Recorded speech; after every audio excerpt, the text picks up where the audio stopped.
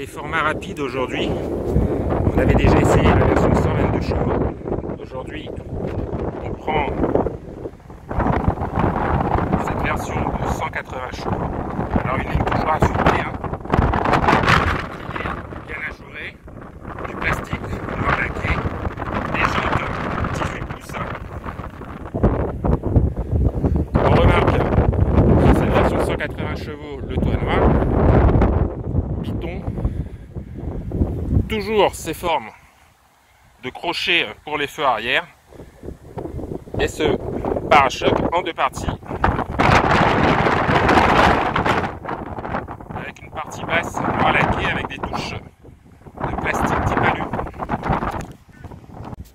Alors dans l'habitacle, on le connaissait déjà, on a un tableau de bord en partie numérique. Et puis cet écran, bon, pas forcément super bien intégré. Bon, le système est un peu daté, mais il est assez pratique, assez ergonomique. On a un minimum de commandes avec ceux de la clim. Et puis au niveau des matériaux, on a ce simili-cuir avec des scies à piqûre. Franchement, au niveau de la finition, Toyota a fait de gros efforts par rapport à l'Auris. Encore quelques plastiques noirs laqués. Sur cette version 180 chevaux, des scies à piqûre rouge au niveau du boîtier de vitesse et également au niveau du volant. Allez, un petit essai dynamique de cette version hybride de 180 chevaux. Alors on va attendre un peu aujourd'hui puisqu'on est accompagné de nos confrères de chez Motors.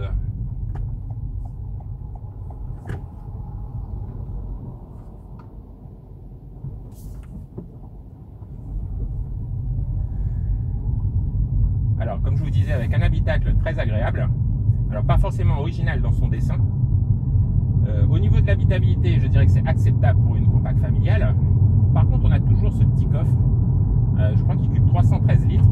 Ça, c'est le prix à payer pour disposer d'une des meilleures hybrides compactes familiales du marché.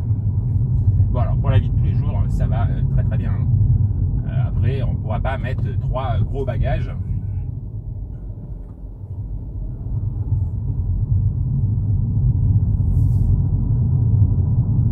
Alors on avait déjà bien apprécié le châssis sur la version de 122 chevaux.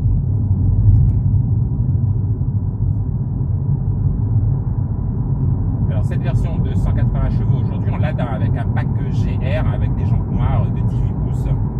Bon, j'ai l'impression quand même que le châssis était quelque peu raffermi, mais ça touche pas vraiment le confort.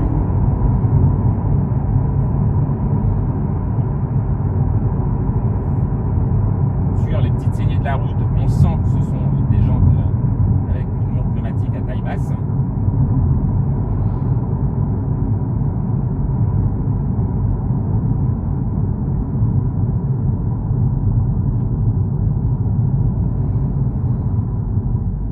Alors on dispose donc d'un bloc 2 litres atmosphérique de 152 chevaux, plus un bloc électrique de 109 chevaux. Et puis on a pas mal de couples avec tout ça. On a une puissance cumulée de 184 chevaux. Alors si on veut éviter l'aspect boîte de type variateur, hein, on peut se mettre en mode séquentiel. Et là, Toyota a préprogrammé 5 rapports. Alors voilà, c'est assez étrange hein, parce que ce sont des rapports totalement artificiels, mais ça enlève un peu cet effet, je dirais, moulinage.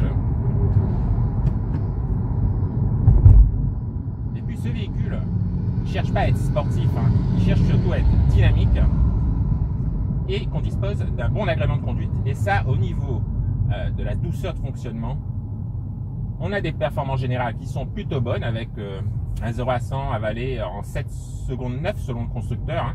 Moi, je miserais plus sur un 8 secondes 5. Et puis, comme on a constamment du couple, on a un véhicule bien évidemment assez silencieux puisque le moteur s'éteint assez souvent.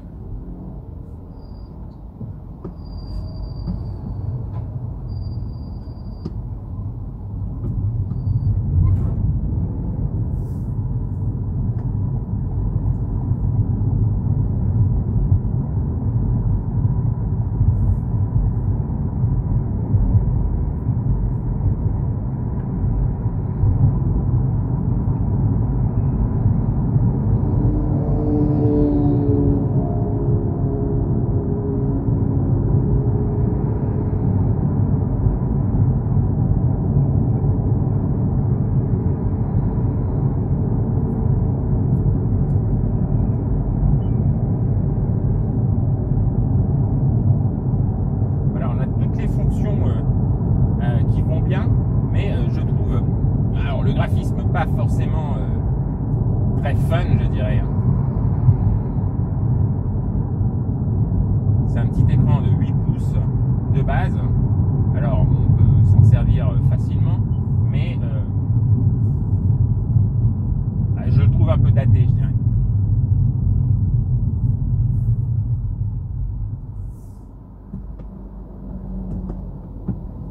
Donc aujourd'hui c'est vraiment un petit essai rapide pour voir, hein, puisqu'on avait fait un essai détaillé de la version 122. Là c'était pour avoir une idée de cette version de 180 chevaux qui bien évidemment apporte un agrément de conduite supplémentaire. Et au niveau de consommation, on ne voit pas de grosses différences. Alors pour celui qui en a les moyens, bien évidemment, il va automatiquement se diriger vers cette version de 180 chevaux. Donc voilà, nous on vous dit à très bientôt sur AutoZone Réunion pour un prochain essai. À bientôt.